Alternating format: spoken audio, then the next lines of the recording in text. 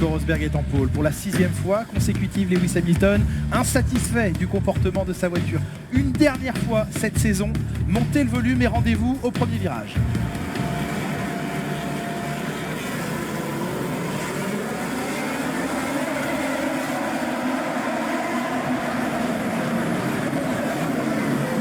Et qu'il a été dur cet envol, alors qu'il y a contact derrière entre une Lotus et une McLaren. Difficile envol de Lewis Hamilton qui a tout de même réussi à conserver sa 2e place, mais qui cette fois n'a pas été en mesure de venir menacer son coéquipier Rosberg qui garde les commandes.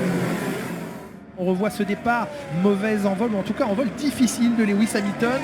Pérez tentait de passer entre la Ferrari et la Mercedes, ça ne pouvait pas. Et derrière, eh bien, Alonso qui accroche Felipe Nasser et qui ensuite, par ricochet, vient accrocher la voiture de Pastor Maldonado. Et un premier abandon déjà dans cette course. Allez, Bottas au stand, la caméra juste au-dessus du cockpit de sa monoplace. Ça repart. Ouh, l'accrochage, c'est stupide. C'est stupide parce que l'aileron avant de Bottas est maintenant détruit. Grosse erreur de la part de l'équipe. Le pilote n'y pouvait rien. Il ralentit, tout le groupe pousse. Ça va très vite chez Mercedes. Finalement, peut-être que Vettel ressortira devant Lewis Hamilton. Ah oui, et largement, mais qu'est-ce que Lewis Hamilton a fait dans son tour de rentrée? Il a dû commettre une erreur parce qu'il a perdu énormément de temps. Le blocage de roue de Sébastien Vettel qui va l'emmener un petit peu loin sur l'échappatoire. Et ça a permis à Lewis Hamilton de revenir dans la zone du DRS par contre. Ah oui, ça c'est la mauvaise nouvelle pour Sébastien Vettel. L'aileron arrière mobile de Lewis Hamilton ouvert, la vitesse de pointe très différente évidemment. Avantage conséquent pour Lewis Hamilton qui récupère la 2e place. Kimi Räikkönen qui est revenu sur Vettel. Alors est-ce que Vettel le laissera passer ou non, vu qu'ils ne sont pas sur la même stratégie? Il ne s'écarte pas, Sébastien Vettel. C'est un peu dommage parce que Räikkönen pourrait revenir sur Hamilton. Il a le rythme en ce moment et oui, il s'écarte. Bon travail d'équipe.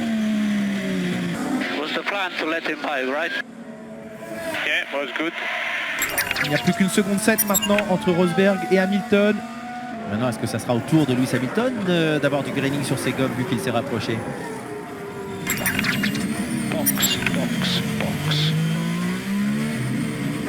C'est maintenant que se joue possiblement le Grand Prix. Très bon arrêt effectué par les mécaniciens de Mercedes. 2 secondes 6 d'immobilisation.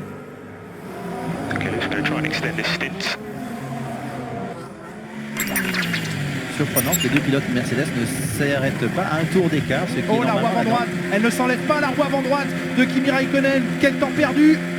Attention au podium qui peut s'échapper dans ces conditions assez facilement. Et qui ressort juste devant lui, c'est Sébastien Vettel.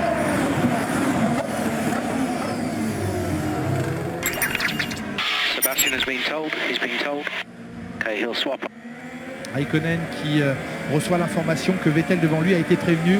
Et effectivement, on assiste en replay au dépassement de Räikkönen sur Vettel.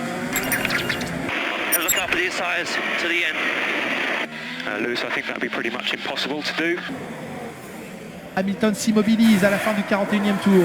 Il dit non à la victoire aujourd'hui parce que le temps perdu aujourd'hui ne se rattrapera pas. Excellent arrêt au puits par contre, mais dommage que la prise de risque, que le pari n'ait pas été tenté. Hamilton bloqué par Verstappen. Une quinzaine de kilomètres encore à courir pour les pilotes. Pourquoi pas un dernier point là pour Romain Grosjean, 11e. Il est en train d'attaquer, il est en train d'y aller, Romain Grosjean avec ses super temps. Un point maintenant avec cette 10e place, peut-être plus si Daniil Kvyat est à sa portée devant. Romain Grosjean à l'intérieur, oui, pas de défense déraisonnable de la part du pilote russe. En fait, aucune défense, c'est surprenant.